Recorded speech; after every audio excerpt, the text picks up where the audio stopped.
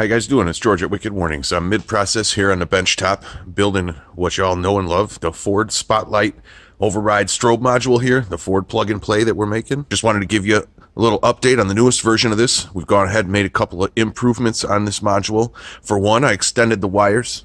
I made it a little bit longer, a little bit easier to work with. For two, we put in a nicer switch. Same great plug-and-play connectors. Almost forgot to mention, going to be getting it in a box like this, a little bit oversized. How y'all doing? Thanks for watching Wicked Warnings. It's a little follow-up on our plug-and-play mirror mod kit. And I got the flash on the camera just to show you. Ooh, reflective stickers. Kind of nice, huh? I like them. Look at that. Very cool. That's one of our newest things here. So we'll turn the flash off. We'll go back to regular brightness. For the plug-and-play mirror Ford Spotlight Override. All right, you guys beat me up enough. You asked, I listened. I'm going to start modifying the clip here. As you can see, it'll slide right together. It will plug into your truck with no modification needed. So this is the plug underneath your truck. You're going to unplug.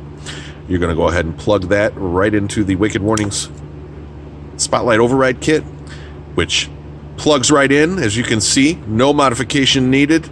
And then you're going to plug our kit right back into your truck. I'm going to Dremel them. I'm going to make them fit, because I like you guys and I appreciate you buying my product.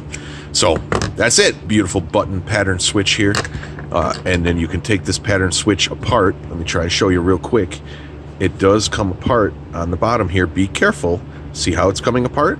Be careful. There's a spring in there. But right there, you can take that apart. You could drill a hole in your dash. You could mount the switch. You could put it back together if you want.